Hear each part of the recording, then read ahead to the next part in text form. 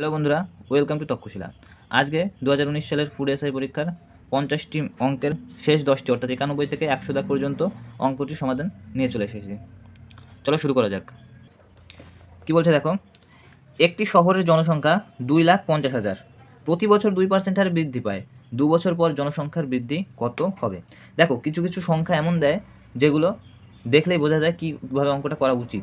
আর এখানেও তাই এই 2% দিয়েছে, অর্থাৎ 2% মানে আমরা অবশ্যই জানবো 102% হয়ে যাবে। এবার 102% অবশ্যই 2 দিয়ে কাটাকাটি যাবে, তার মানে 51 আসবে। 51 মানে বড় সংখ্যা দিয়ে গুণ করলে সংখ্যা জটিল হয়ে যাবে, অঙ্ক ক্যালকুলেশনও জটিল হয়ে যাবে। তাই এখানে 2% যেহেতু দিয়েছে আর এখানে 2,50,000 দিয়েছে, তাহলে আমরা এক বছর করে করতে পারি। দেখো এখানে অবশ্যই জনসংখ্যা কীভাবে বাড়ে, অবশ্যই চক্রবৃদ্ধি সুদে বাড়ে। তাহলে এক বছরে এর 2% কত হবে? অবশ্যই এই যে 2,50,000 এর 2% বের করবো কী করে? এই যে দুটো শূন্য, এই দুটো শূন্য বাদ দিয়ে 2 দিয়ে গুণ করবো, তাহলে কী বেরোবে? এক বছরে বেরোবে, অর্থাৎ 5,000 বেরোবে এক বছরে। এর পরের বছরে কত বেরোবে? অবশ্যই আবার 5,000 বেরোবে, কিন্তু পরের বছর কিন্তু এই 5,000-এরও লোক সংখ্যা বাড়বে, যেমন জটিল সুদে হয়। ঠিক, তাহলে এই 5,000 কত হবে? তাহলে এই 5,000 দুটো শূন্য বাদ যাবে, তাহলে 50 দুগুণে 100, তাহলে মোট কত হচ্ছে? 5 5 10,000 আর 100, 10,100। তাহলে option D is the correct answer. কিন্তু এটা যদি আমরা সেই জটিল সুদে করতাম তাহলে এই 2%-এর জন্য কী হতো? একটা বিভৎস একটা সংখ্যা চলে আসতো 51। তাই আমার 51 গুণ করার থেকে আমরা এইভাবে করাটা বেটার। চলো পরের অঙ্কের দিকে এগিয়ে যাই। দেখো এই অঙ্কটা কী বলেছে, রাকেশ ও মোহনের গড় বয়স 15, মোহন এবং রমেশের গড় বয়স 12, এবং রাকেশ ও রমেশের বয়সের গড় যদি 13 হয় তাহলে মোহনের বয়স কত? চেয়েছে মোহনের বয়স, কিন্তু দেখো দিয়েছে গড় কি, প্রত্যেক জায়গায় 2 জন করে গড় দিয়েছে, আর এই 3 জনের নামই সব জায়গায় রিপিট হয়েছে দুইবার করে। তাহলে এরকম যদি থাকে যে 2 জন 2 জনের করে গড় দিয়ে দিয়েছে আর সব জায়গায় সবাই যদি থাকে, তাহলে অবশ্যই যাকে চেয়েছে তাকে আমরা খুঁজবো। তাহলে কাকে চেয়েছে? মোহনের বয়স চেয়েছে। তাহলে মোহনের বয়স কী করবো? মোহনের বয়স কোন কোন 2 জায়গায় আছে সেই দুটো আমরা যোগ করে দেবো। তাহলে মোহন আছে রাকেশের সঙ্গে একবার, তাহলে 15 যোগ, আর কোথায় আছে মোহন? আর আছে যে দ্বিতীয়বার কই, মোহন ও রমেশের, তাহলে সেটা কত? 12 যোগ করে দেবো। এবার বিয়োগ করবো কোনটা? যেটা বাকি আছে, অর্থাৎ যেটাই মোহন নেই। তাহলে অবশ্যই 13 বিয়োগ করে দেবো। তাহলে কত হবে? 15 আর 12 27, 27 বিয়োগ 13 সমান সমান 14। অতএব option C is the correct answer. এগুলো কি? এগুলো অবশ্যই শর্ট পদ্ধতি, যাতে পরীক্ষার হলে আমাদের তাড়াতাড়ি করা যায়। এবং ডিটেলস যদি শিখতে হয় তাহলে অবশ্যই কমেন্ট করবে, তাহলে আমি পরবর্তী ভিডিওতে অবশ্যই তোমাদের জন্য ডিটেলসে অঙ্ক করে নিয়ে আসবো, যাতে তোমাদের কোথাও কোনো সমস্যা না হয়। আর আশা করি এতেও কোনো সমস্যা হওয়া উচিত না। আমি যেভাবে বলছি তাহলে সেইভাবেই শুধু অ্যাপ্লাই করে যেতে হবে। চলো পরের অঙ্কের দিকে। দেখো এই অঙ্কটা কী বলেছে, বলেছে 2424 এই সংখ্যাটিতে 2-এর স্থানীয় মানগুলির যোগফল কত? এবার বলো 2-এর স্থানীয় মান কি? 2-এর স্থানীয় মান হচ্ছে 2 যে স্থানে আছে। কোথায় আছে? একটা আছে এখানে, একটা আছে এখানে, অর্থাৎ একক দশক, দশকের ঘরে একটা আছে, শতক হাজার, হাজারের ঘরে একটা আছে। এর প্রত্যেকটা অঙ্কের দুটো করে মান থাকে, একটা হচ্ছে স্থানীয় মান আর একটা হচ্ছে তার নিজের মান, অর্থাৎ সেটা হচ্ছে ফেস ভ্যালু। ফেস ভ্যালু বলে, আর এটাকে বলে হচ্ছে প্লেস ভ্যালু। তো এখানে স্থানীয় মান বলেছে। স্থানীয় মান কী কী আছে? একটা আছে 2, তাহলে এটা 20, এটা দশকের ঘরে আছে 2 দশক মানে 20, আর এটা আছে 2000, তাহলে স্থানীয় মান দুটির যোগফল কত হবে? একটা 2000 যোগ 20, তাহলে অবশ্যই 2020। Option D is the correct answer. আশা করি বুঝতে কোনো অসুবিধা হচ্ছে না।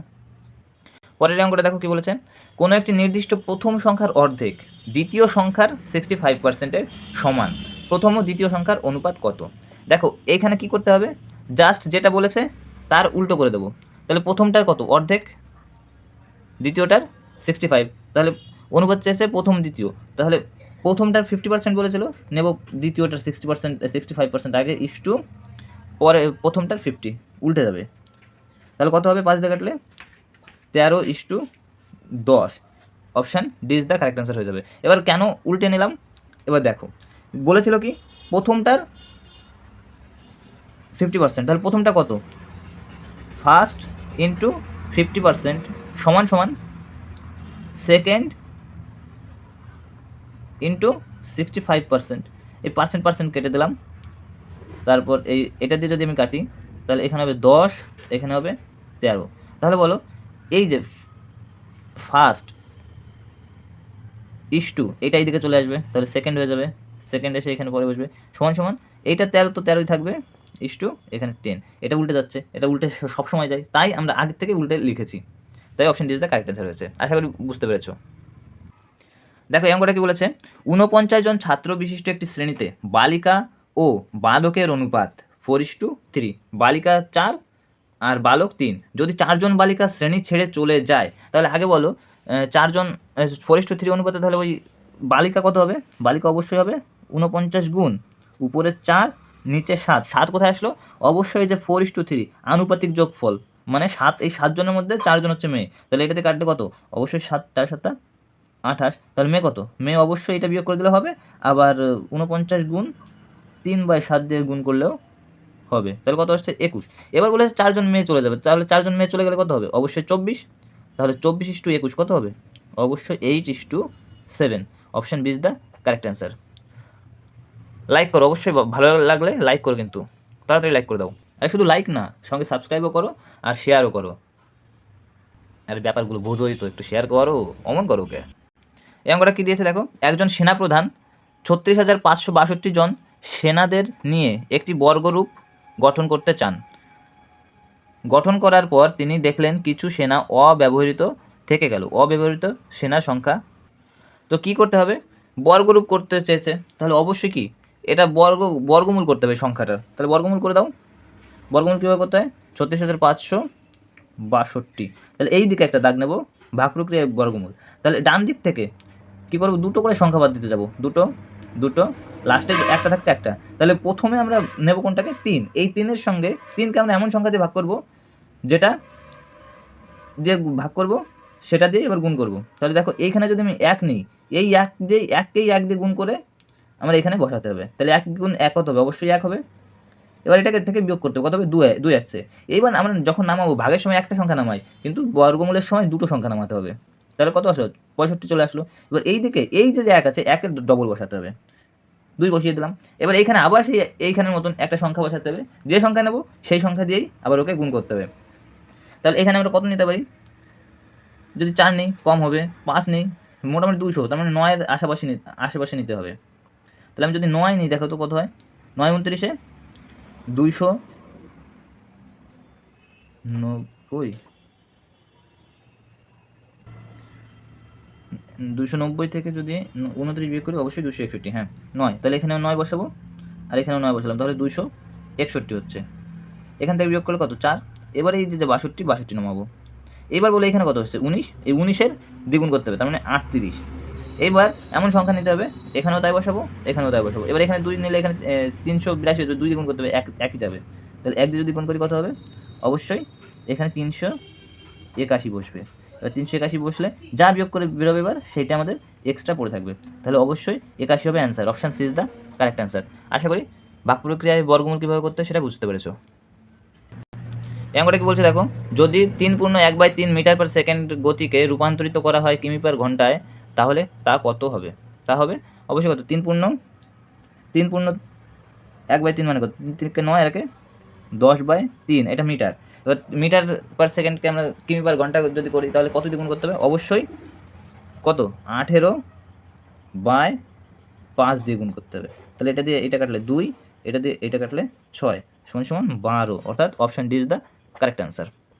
চলো তারপরের অঙ্কে কী বলছে দেখো, এক ব্যক্তি 90 মিনিটে সাইকেল চড়ে 12 কিমি দূরত্ব অতিক্রম করে, তাহলে 3 ঘন্টায় সে কত দূরত্ব অতিক্রম করবে যদি সে সাইকেলটি সমগতিতে চালায়? তাহলে 90 মিনিট মানে কত? 90 মিনিট মানে অবশ্যই 1.5 ঘন্টা। 1.5 মানে 3/2 ঘন্টা, তাই তো? অবশ্যই সে 90 মিনিটে কত যাচ্ছে? 12 কিমি, 12 কিমি যাচ্ছে। সে 3 ঘন্টায় কত যাবে, তাই তো? তাহলে এই যে 3 ঘন্টা বলছে, 3 ঘন্টা বলো তো এর কত গুণ? অবশ্যই 2 গুণ হবে। তাহলে এরও আমাদের দূরত্ব কি 2 গুণ হয়ে যাবে, অবশ্যই 24 হয়ে যাবে অ্যান্সার। তাহলে option B is the correct answer. একদমই পাতি অঙ্ক, ফুডে সাইতে পাতি অঙ্কই আসে, খুব কঠিন অঙ্ক আসে না।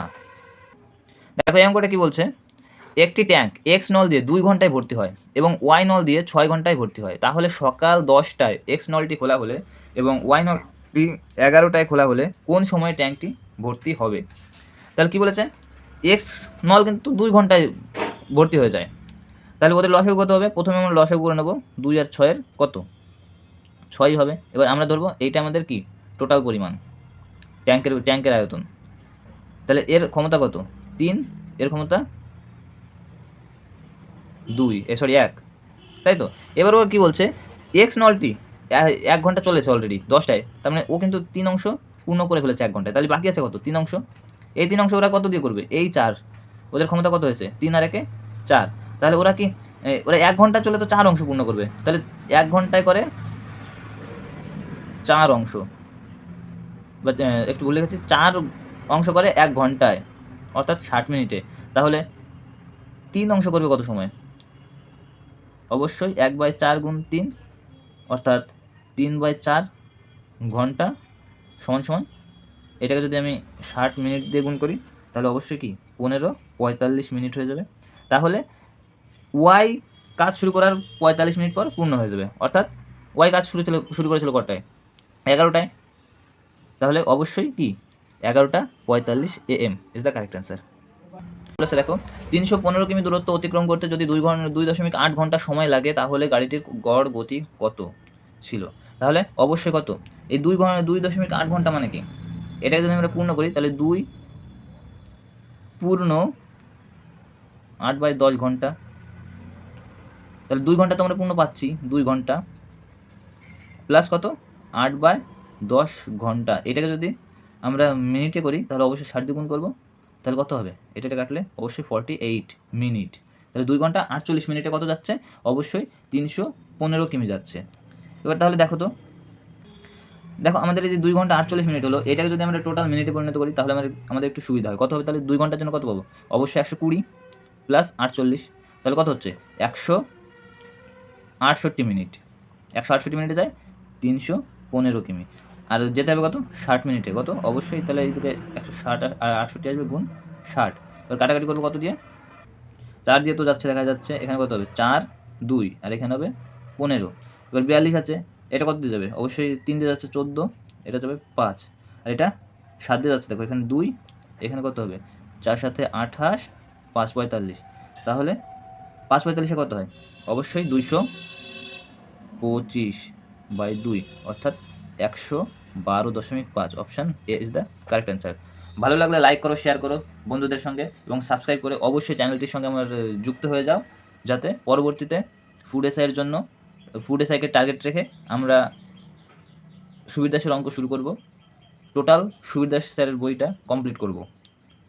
তাই তাড়াতাড়ি অবশ্যই চ্যানেলের সঙ্গে যুক্ত হয়ে যাও। বাই বাই, ভালো থেকো, সুস্থ থেকো।